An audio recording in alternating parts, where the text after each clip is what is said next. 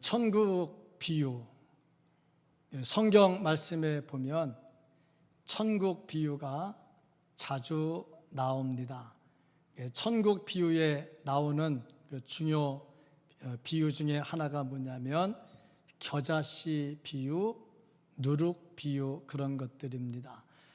겨자씨 비유는 또 마태복음 13장에도 나오는데 예수님께서 4가지 밭의 비유를 말씀을 하십니다. 길가, 돌밭, 가시밭, 좋은 밭 하면서 좋은 밭에 떨어진 씨가 30배, 60배, 100배의 결실을 맺었다 하는 말씀을 하면서 천국 말씀하는데 그게 무슨 상관이냐 하는데, 비록 적은 씨지만 하나 심겨지면 큰 열매를 맺는 것처럼 천국은 점차적으로 확장되어 간다 하는 것을 말씀을 하는 비유입니다. 예수님 12제자 가지고 이 땅에서 사역을 했지만 지금 20억 넘는 인구가 예수 믿는 것을 보면 이게 무슨 뜻인지 충분히 이해가 될 겁니다. 본문 말씀에 누룩 비유가 나옵니다. 이 말씀은 앞부분에 한 여자가 귀신이 들려서 고생을 하고 있는데 안식일에 주께서 그 여자를 고칩니다. 그리고 나서 누룩 비유를 말씀을 합니다. 이것은 뭐냐면 천국이 어떤 곳인가 하는 것을 가르쳐 주시면서, 다시 말해서 질병이 없고 다 모든 것들이 고쳐지는 좋은 곳이다 하는 것을 가르쳐 주시면서 이어서 누룩 비유를 말씀하는데, 누룩은 작은 것이지만 집어넣으면 크게 부풀게 한다. 이것처럼 천국도 점차적으로 확장된다 하는 것을 비유로 말씀을 하는 겁니다. 천국이 내 마음에 심겨졌을 때는 아주 작은 것 같지만 이것이 점차적으로 확장되고 하나님의 나라는 더 확장된다 하는 것을 비유로 말씀을 드립니다. 지금 젊은 세대들은 잘 모르겠습니다만은 연세 많으신 분들은 고생을 많이 했습니다. 옛날에 그 보릿고개 지나갈 때 먹을 거 없어서 고생을 많이 했죠.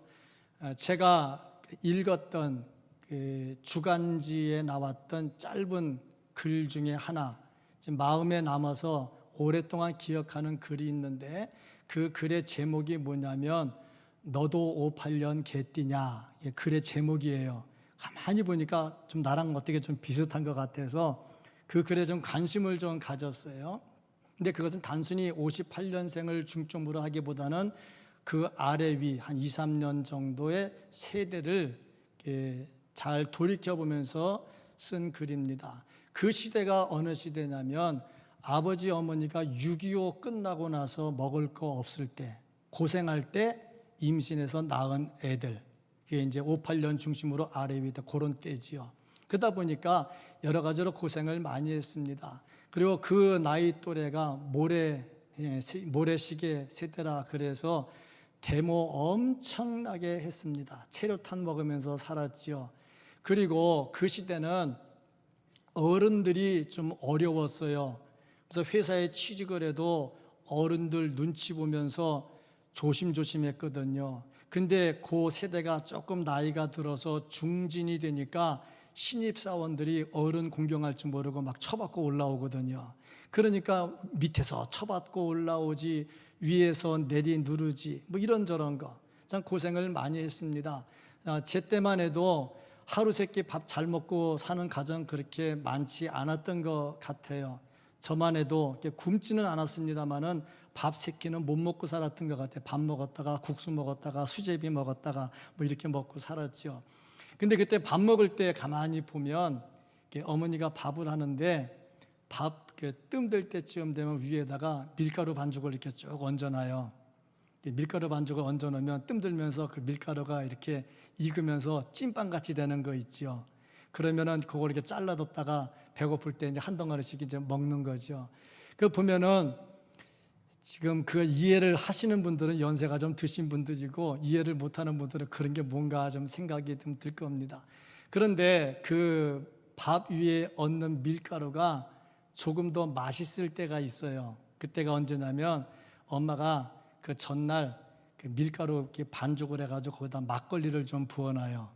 그러면 이게 이렇게 부풀어 올라가지고 이렇게 밥 위에다 얹으면 이게 더 부풀어져서 더 맛이 있더라고요. 그러고 보니까 제가 초등학교 때부터 막걸리 먹고 살았던 것 같아요. 참 목사가 옛날부터 막걸리 먹고 살았던 사람 아닌가 싶은 생각이 드는데 그 빵이 훨씬 맛있더라고요. 그게 왜 막걸리를 넣는가 그러고 봤더니 이게 이제 누룩의 역할을 하는 겁니다.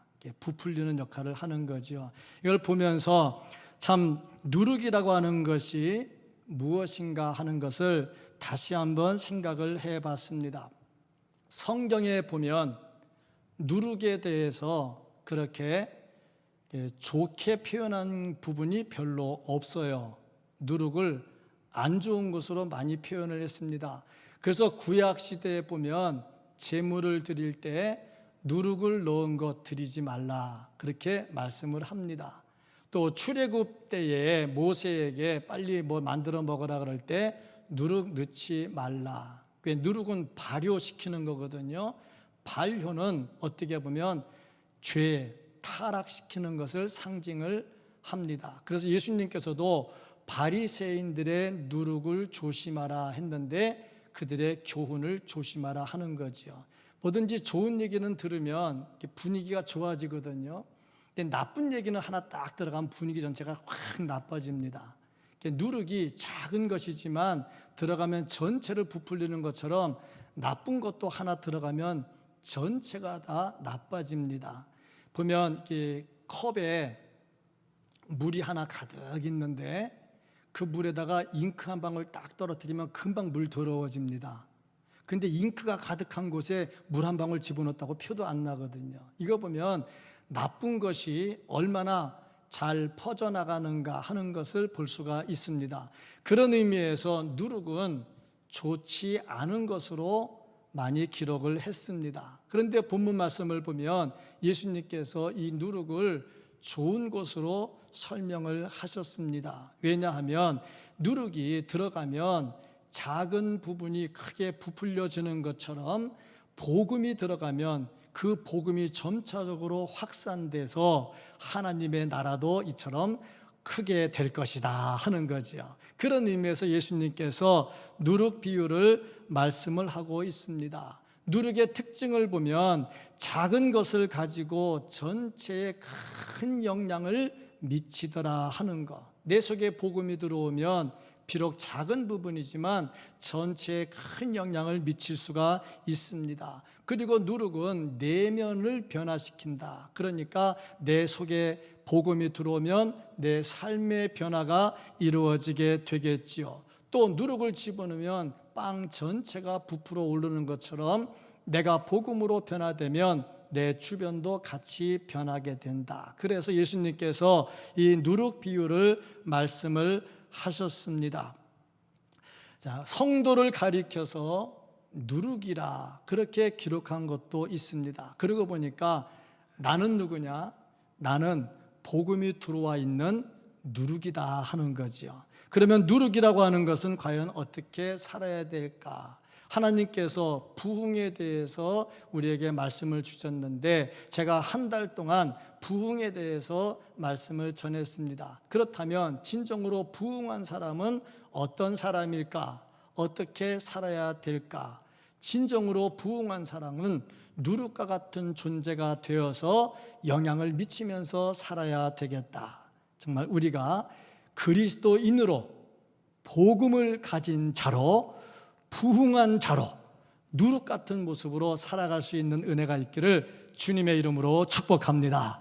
먼저 이 말씀을 통해서 우리가 볼 수 있는 것은 주께서 우리를 누룩 같은 존재로 만들었다는 것입니다. 누룩이 변화시키는 것이라면 주께서 우리의 인격을 변화시키셨다 하는 말씀이죠. 주 예수 그리스도 안에 들어오면 인격이 변합니다. 누룩이 들어가면 밀가루 전체가 발효되는 것처럼 예수 그리스도가 들어오면 내 인생이 완전히 바뀝니다.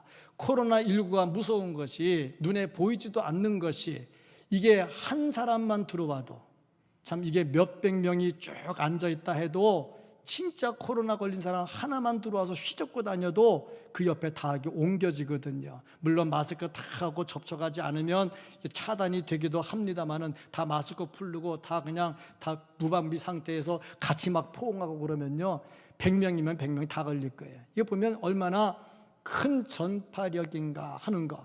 마찬가지로 복음도 이러한 강력한 영향력을 가지고 있습니다. 누룩이 들어가면 밀가루 전체를 발효시키는 것처럼 복음이 들어오면 내 삶이 바뀌죠.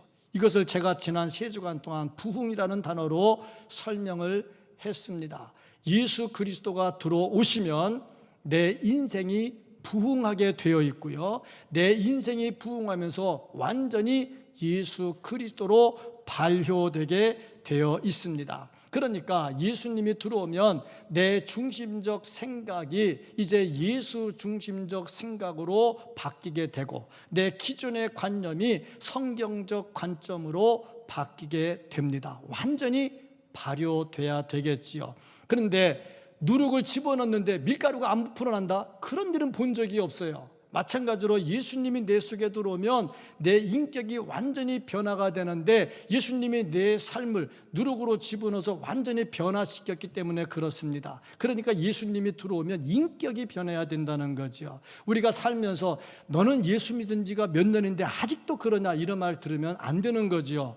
우리가 예수를 믿으면 야, 너 진짜 예수 믿더니 많이 변했구나. 그 말을 들어야 그게 진짜 예수 믿는 사람입니다. 간혹 보면 나는 원래 성품이 그래서 안 고쳐져 이런 사람들 간혹 봅니다. 어떤 사람들은 또 얘기를 해요. 사람이 변화가 돼도 뭐 타고난 하나님이 주신 뭐는 안 변한다고 그렇게 말하는 사람들도 간혹 있어요. 어떤 사람들은 말합니다.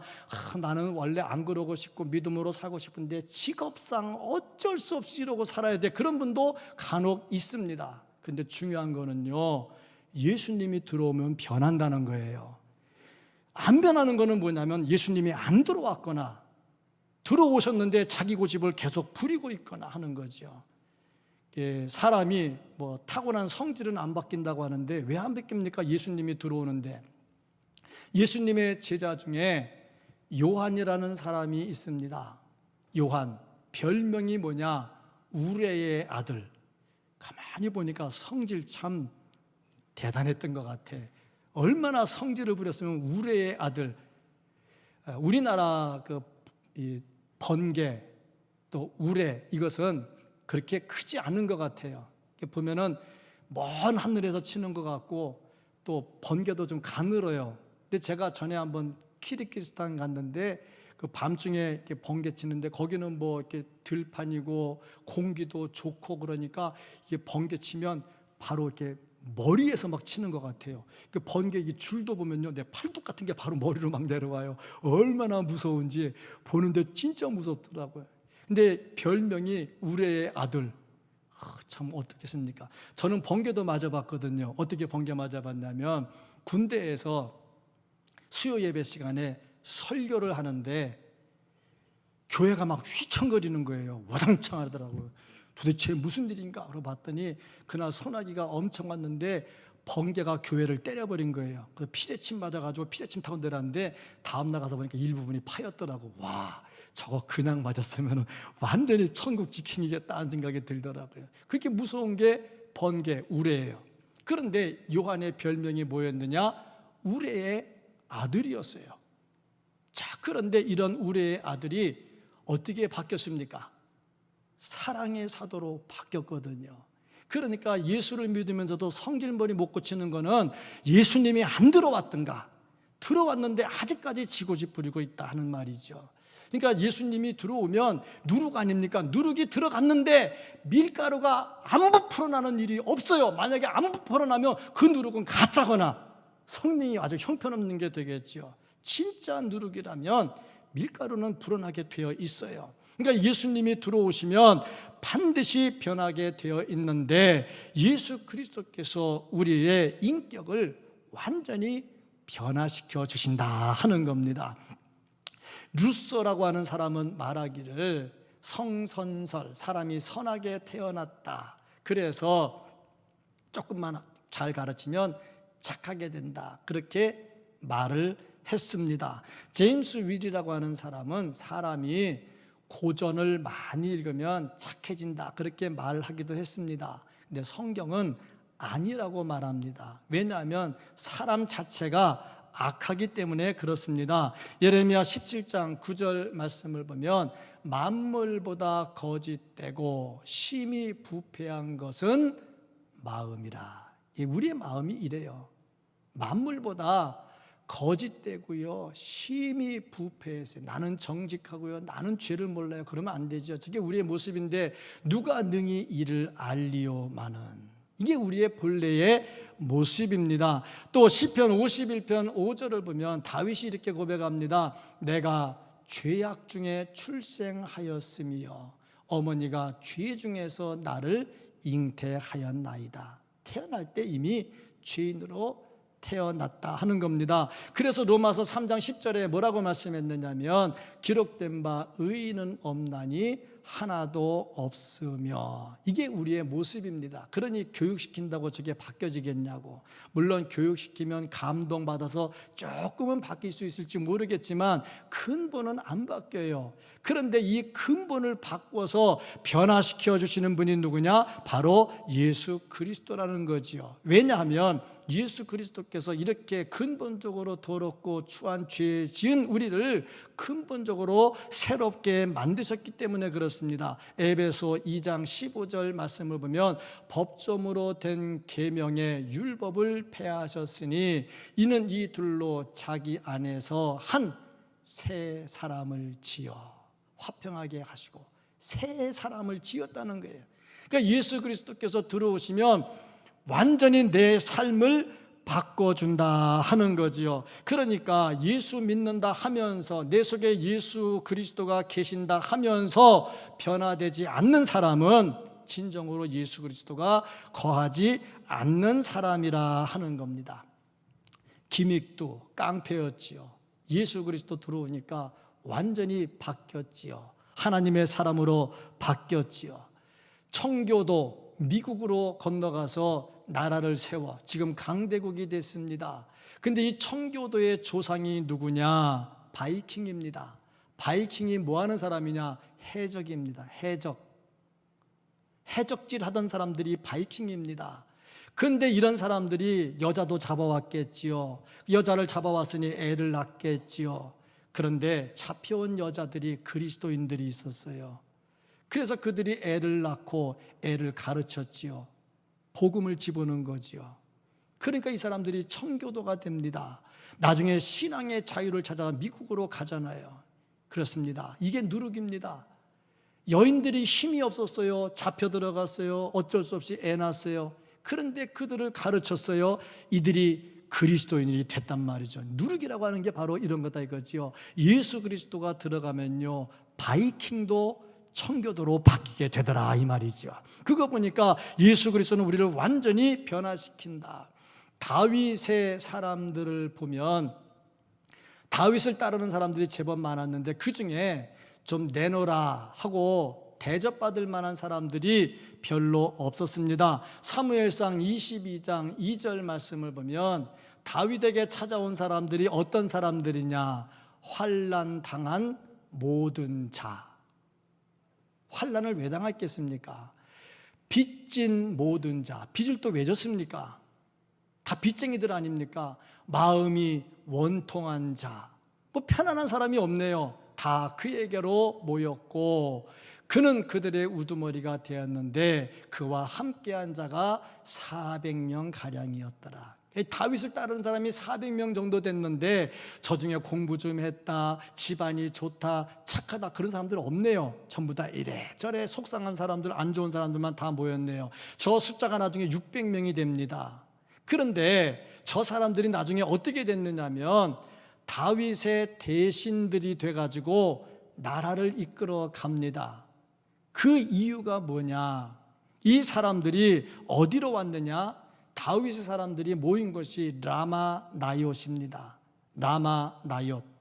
이것이 뭐 하는 것이냐? 사무엘 선지자가 신학교를 세워서 사람들에게 말씀을 가르치던 곳입니다. 여기에 이 다윗의 사람들, 이래저래 찌들리고 눌린 사람들 400명이 들어와서 사무엘에게 하나님의 말씀을 들은 거죠. 그러니까 하나님의 말씀이 들어가니까 사람이 이렇게 바뀌는 겁니다. 복음이 들어가면 바뀌게 되어 있어요. 누룩이 들어가면요, 밀가루는 부풀어나게 되어 있어요. 우리 속에 예수님이 들어오면요, 내 삶이 바뀌게 되어 있습니다. 예수 믿으면서도 이거 아직도 못 바꿨다면 좀 하나님의 음성을 들어야 돼요. 나는 누군가? 나는 어떤 자리에 있는가? 한번 생각을 해보고 깊이 하나님의 음성으로 도전을 좀 받아야 될 겁니다. 삭개오를 보세요. 악명 높은 세리 아닙니까? 근데 예수님 딱 만나고 완전히 바뀌잖아요. 예수님이 들어오면 인생이 바뀌게 되어 있습니다. 에베소 교회, 우상이 우글우글거리던 도시입니다. 그런데 여기서 예수 그리스도의 복음이 들어가니까요, 그 사람들이 모든 그 마수라는 책들을 다 불살라 버리잖아요. 우리나라도 보세요. 우리나라가 어떤 나라입니까? 미신이 들끓던 나라 아닙니까? 유교, 불교로 가득 차 있고요. 삶 자체가 다 미신 연관된 문화 아닙니까? 그런데 복음이 들어왔잖아요. 선교사들이 학교를 세웠지요. 선교사들이 병원을 세웠지요. 선교사들이 교회를 세웠죠. 예수의 씨를 심었잖아요. 그 사람들이 이제 바뀌어지는 거잖아요. 6.25 지났는데 70여 년이 지났는데 이 와중에 얼마나 힘들었습니까? 그런데 복음이 있었기 때문에 복음이 우리를 변화시켰고요. 이렇게 만들었잖아요. 복음은요, 누룩입니다. 복음은요, 바꾸는 힘이 있습니다. 복음은요, 변화시키는 힘이 있습니다. 변화가 일어나지 않는다면 내 속에 진정한 복음이 안 들어왔거나 아니면 변질된 복음이 들어왔거나 뭐 그렇게 되겠죠. 진정한 복음이 들어오면 예수님 닮아가게 되어 있습니다. 이런 은혜가 있기를 주의 이름으로 축복합니다. 하나님이 우리를 그렇게 누룩을 심어주시고 누룩으로 만들어 주셨다는 거 아닙니까? 부흥하는 성도로서 누룩 같은 성도가 될 수 있기를 주의 이름으로 축복합니다. 그러면 이렇게 누룩이 되었으면 어떻게 해야 될까? 보니까 주님의 몸된 교회에서 누룩의 역할을 감당해야 되겠지요. 하나님의 교회는 소수의 사람들, 누룩 같은 소수의 사람들, 변화된 소수의 사람들에 의해서 유지되고 또 교회가 점차적으로 부흥되어 나간다 하는 겁니다. 파레토의 법칙이라고 하는 것이 있습니다. 20대 80의 법칙, 2대 8의 법칙입니다.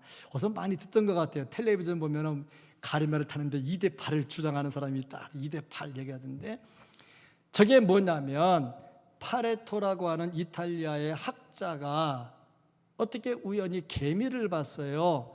개미가 참 부지런하다 하는 말을 들어서 개미 100마리를 이렇게 모았어요. 보니까 100마리 중에 20마리가 부지런하고 80마리가 게으르대요. 이게 참 희한하죠. 개미는 다 부지런한 줄 알았는데요. 2대 8입니다. 20대 80. 20마리는 부지런한데 80마리가 게으르대요. 그래서 부지런한 20마리를 다시 따로 또 모았대요. 그 중에 또 2대 8이 나온 거야. 2대 2면 20마리 정도면 4마리 아닙니까? 4마리는 부지런하고 16마리가 또 게을러지더래. 그래서 2대 8 법칙이 나온 거예요. 그리고 자기 나라 경제를 보니까 나라에서 돈을 많이 가진 20%가 전체를 움직이더라는 거죠. 그러니까 20%가 나라의 돈 80%를 갖고 있더라는 거예요. 그러니까 항상 그렇습니다. 이 법칙이 되는데요, 어디 가나 이 법칙은 거의 다 맞아떨어진다고 합니다. 운동선수가, 프로 선수가 많잖아요. 근데 프로 선수는 연봉이 있습니다. 연봉이 달라요. 그런데 계산해 보면 상위 20% 사람들이 나머지 80% 사람들 거랑 같다는 얘기죠. 또 그렇습니다. 백화점에서 우수고객하고 VIP 대접해주고 VVIP 대접해주는데요, 이유가 뭐냐면 상위 20% 쓰는 돈이 하위 80% 쓰는 돈하고 같다고 합니다. 그러니까 우수고객 2명 오는 거나 아닌 사람 8명 오는 거나, 8명 오봤자 귀찮거든. 2명만 오면 간단하게 끝나거든. 그래서 VVIP한테 굉장히 잘해준대요. 공부를 하는데요, 선생님이 설명해 주면요, 잘 알아듣는 애가 20%래요. 나머지 80%는 그저 그렇대요. 그러고 보니 설교하면서 걱정이 많네. 은혜 받는 사람 20%, 못 받는 사람 80%. 이거 참, 이게 교회에 적용되면 안 되잖아. 또 어느 목사님 소망적인 말하되 자기네 교회는 안 그렇대. 나도 그렇거든. 우리 교회는 안 그러리라고 보는데, 예수님도 4가지 밭 얘기했잖아. 길가밭, 돌짝밭, 가시밭, 옥토. 그런데 3가지 밭은 아니잖아. 그러고 보니까 25%네. 20%보다 조금 많네. 그런데 중요한 겁니다. 25%가 열매를 맺었는데 30배, 60배, 100배가 되잖아요. 예, 이겁니다. 교회는 모두가 다 은혜를 받아야 되고 모두가 다 일해야 되는데요, 그 중에 이 파레토 법칙이 되면 20%가 불붙으면요, 이게 소수의 5%입니다. 20대 80은 5%거든요. 5%가 불붙으면요, 역사가 일어나더라는 거죠. 모든 일이 다 그렇습니다. 교회 봉사하는 것도요, 전체가 봉사하면 좋지만 그렇지 않습니다. 플랫폼을 지었어요. 플랫폼을 짓고 같이 기도했어요. 같이 일했어요. 같이 헌금했어요. 근데 조사해 보면 여기도 2대8이 나옵니다. 헌금한 사람도 2대8이 나오고 봉사한 사람도 2대8이 나옵니다. 정확하진 않지만 비스무리하게 나옵니다.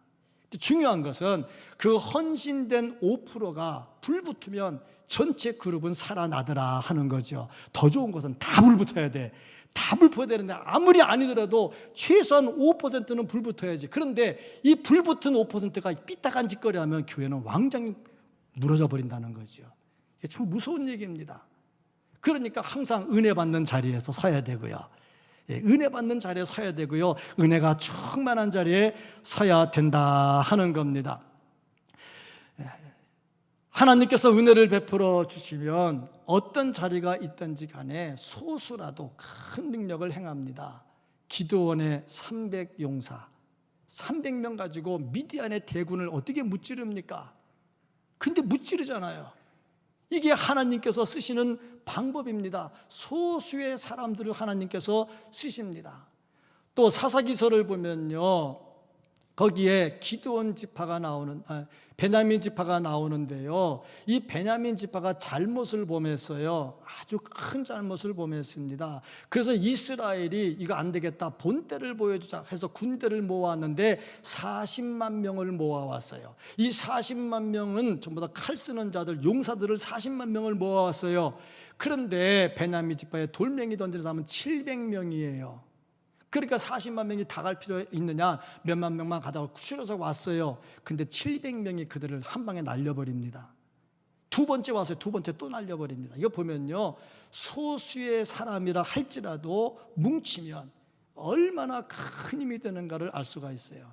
이 코로나19 때문에 좀 성도들이 많이 힘들어하고 있습니다. 예배 출석률이 진짜 많이 떨어졌어요. 전도도 안 됩니다. 지금 나오던 사람도 코로나 때문에 안 나오는데, 안 나오는 사람이 전도 받아가지고 나오겠냐고 참 힘들어요. 그러다 보니까 여러 가지로 어렵겠지요. 그런데 교회는 절대 문 닫지 않습니다. 왜냐하면요, 이 2대8이 아니더라도 뭐 옥토에 떨어지니까 100배 나오잖아요. 그것처럼 살아있는 누룩 같은 우리들이 모여가지고 정말 누룩의 역할을 감당하면 다시 불붙듯 일어나게 되리라 하는 거죠. 그래서 하나님은 항상 이 소수의 사람들을 쓰시더라 하는 것입니다. 시편 59편 19절 말씀을 보면은, 그때 주께서 환상 중에 주의 성도들에게 말씀하여 이르시기를, 내가 능력 있는 용사에게 돕는 힘을 더하며. 잘 보세요. 그냥 허들의 사람을 도와주지 않는다고 그랬어요. 뭔가 좀 능력이 있다, 하려고 하는 거지요. 이런 사람에게 하나님께서 도와주신다. 백성 중에서 택함 받은 자를 높였으되. 자, 보세요. 능력 있는 자에게 돕는 힘을 더해주고 택한 자를 높여주시는 거야. 그래서 그들이 일하게 한다 하는 거죠. 그래서 교회는 이렇게 누룩 같은 존재, 주를 위해서 헌신하는 존재가 반드시 있어야 된다는 겁니다. 모두가 이런 사람 되기를 간절히 소망하고, 그리 아니한다 할지라도 앞장선 사람들이 정말 누룩 같은 존재가 되어서 하나님의 교회를 세워나가고 부흥시키는데 앞장설 수 있기를 주의 이름으로 축복합니다.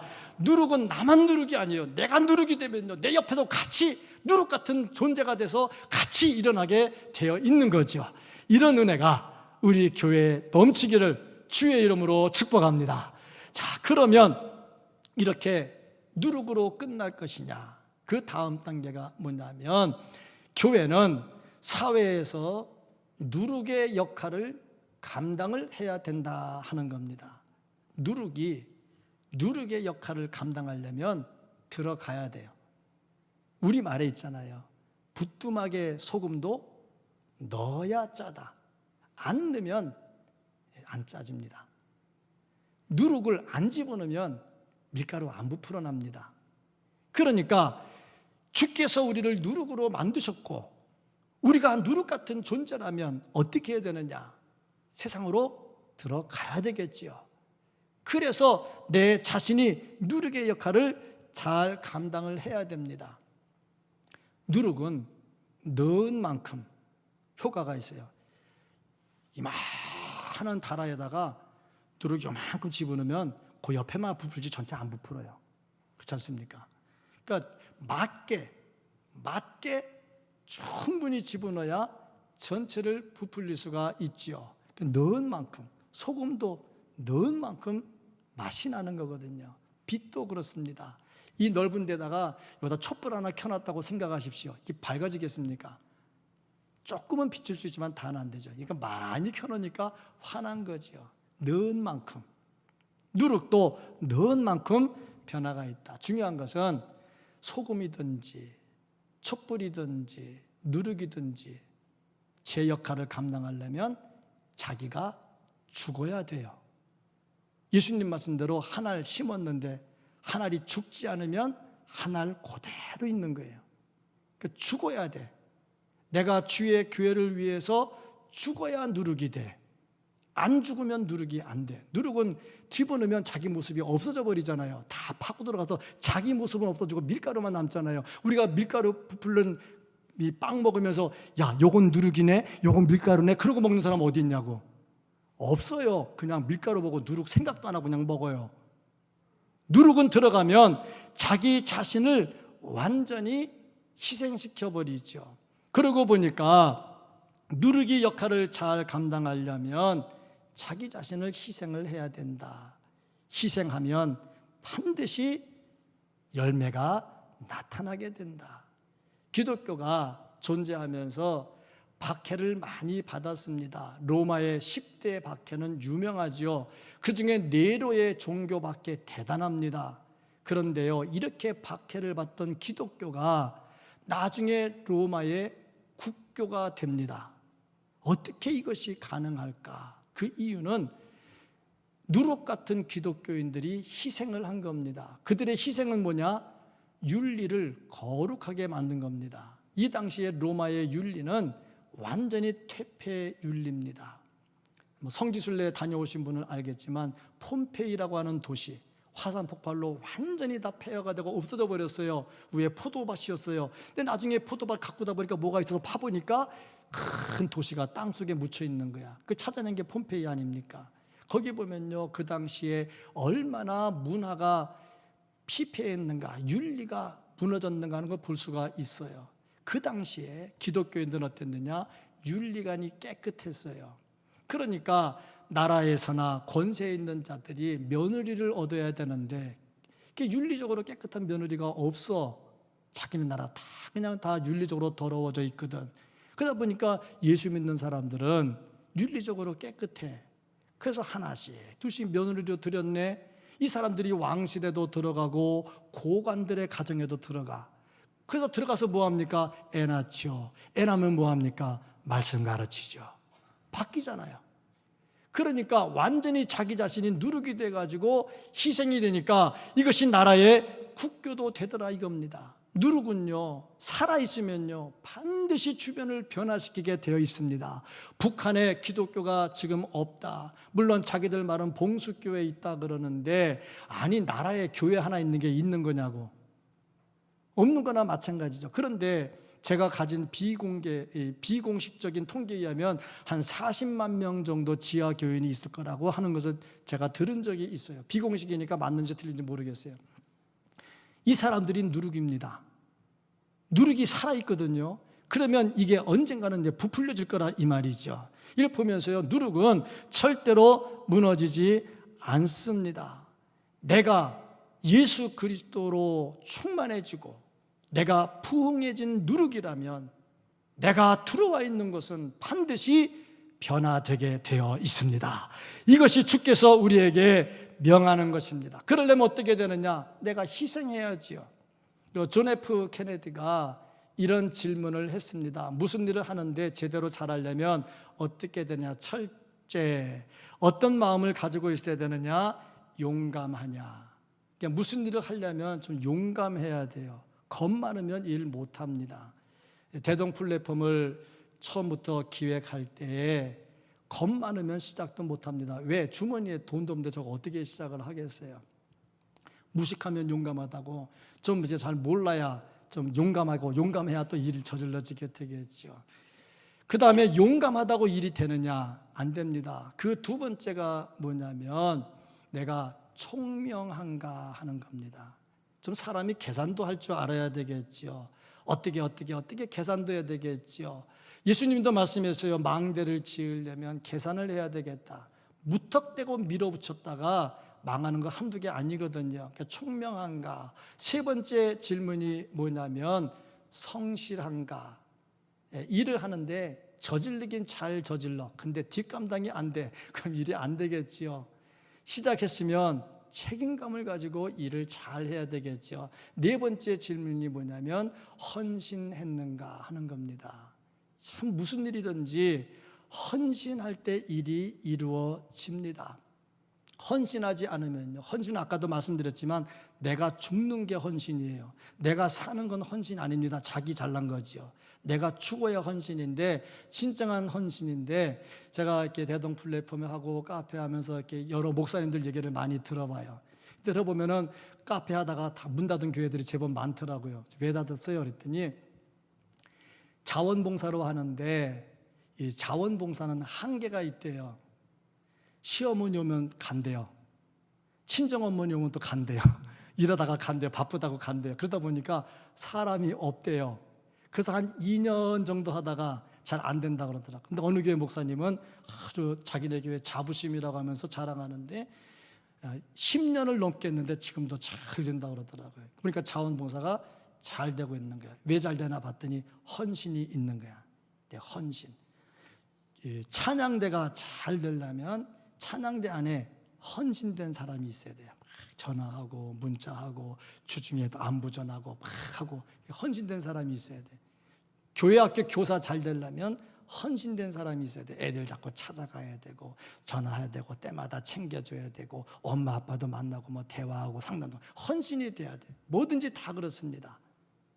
헌신하지 않으면 일이 성사될 수 없지요. 누룩이 된다는 것은 뭘 말하느냐? 내가 그만큼 헌신이 된다는 겁니다. 교회가 이만큼 유지가 되고 이만큼 은혜가 있는 것은 성도들이 그만큼 헌신했기 때문에 가능한 겁니다. 헌신하지 않으면요, 될 수가 없다 하는 거죠. 헌신을 말할 때에 90% 헌신한 사람 100명과 100% 헌신한 사람 1명, 누가 더 나을까? 마지막까지 누가 더 남을까 하는 얘기입니다. 두말할 것 없이 100% 헌신한 한 사람입니다. 왜냐하면 90% 헌신한 사람은 100명이 있다 할지라도 100명 모두에게 10%라는 핑계가 있습니다.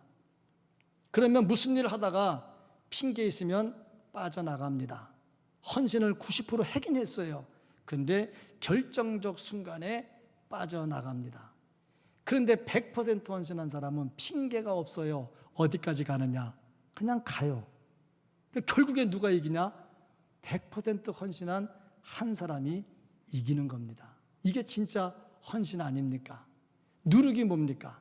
나는 90%만 누룩 역할하고 10%는 누룩으로 있다가 나중에 사람들이 빵 먹을 때 여기 누룩 있네? 그거 안 한다는 거죠. 그냥 다 자기는 죽어버려야 돼요. 나타나질 않아야 돼요. 이게 헌신입니다. 기껏 일해놓고 시험에 드는 이유가 뭡니까? 헌신이 안 된 거죠. 90%, 95%, 99%는 헌신했어요. 나머지가 안 되니까 헌신한 다음에 속이 상하고 시험에 드는 거죠. 나는 죽었는데 죽었는데 뭐가 더 이상 누가 밟으면 어떻고 누가 뭐라고 그러면 어떻습니까? 아멘이 잘 안 나오십니까? 누룩은요 자기 모습이 안 나타나요. 그래야 주변이 변화가 되더라 하는 겁니다. 예수님께서 우리에게 누룩에 대한 말씀을 하시면서 천국 말씀을 하십니다. 천국 작은 부분인데 점차적으로 확장된다. 천국은 확장되는 거다. 이게 내 속에서 먼저 천국이 이루어져야 되고요, 내 옆에 사람에게 이루어지고요, 점차적으로 확장되면 코로나 번지는 거 두렵지 않게 복음은 번지게 되어 있습니다. 사도 바울은요 연병이라는 말까지 들었거든요. 연병이 얼마나 무섭습니까? 코로나만큼 무서운 거 아닙니까? 이렇게 복음은 퍼져나가는 힘이 있고 천국은 퍼져나가는 힘이 있습니다. 그래서 우리는 이렇게 복음이 세상을 덮는다는 소망을 가지고 살아야 두려움도 극복할 수 있고 믿음으로 승리할 수도 있습니다. 그래서 하박국 선지자는요 이러한 소망을 가지고 백성들에게 말씀을 선포했습니다. 2장 14절 말씀을 보면 이는 물이 바다를 덮음같이 여호와의 영광을 인정하는 것이 세상에 가득함이라. 물이 바다를 덮음같이, 물이 바다 덮음같이, 물이 바다를 덮음같이 여호와의 영광이 이 세상을 싹 덮을 것이라는 확실한 누룩의 소망을 가지고 있었어요. 또 뿐만 아니라 이사야 선지자는 어떻습니까? 60장 22절 말씀을 보면 그 작은 자가 1000명을 이루겠고, 큰 자가 아닙니다. 작은 자입니다. 작은 자가 1000명을 이루겠고 그 약한 자가 강한 자가 아닙니다. 약한 자가 강국을 이룰 것이라. 때가 되면 나 여호와가 속히 이루리라. 이 소망을 가지고 이사야 선지자는 외쳤던 겁니다. 지금 이 시대에 우리에게 주시는 하나님의 말씀입니다. 한 명이 1000명을 이루고요, 약자가 강국을 이루기요, 물이 바다를 덮음같이 여호와를 인정하는 것이 이 세상을 덮는다는 소망을 가져야 이 코로나 위기 속에서도 주춤하지 않고 좌초하지 않고 승리하며 나갈 수가 있습니다. 이것이 진짜 부흥하는 성도입니다. 부흥하는 성도로서 누룩으로 살면서 세상을 변화시키는 예수님의 말씀을 따라 살아가면서 천국을 확장해 나갈 수 있는 우리 모두가 될 수 있기를 예수님 이름으로 축복합니다. 아멘. 기도하겠습니다.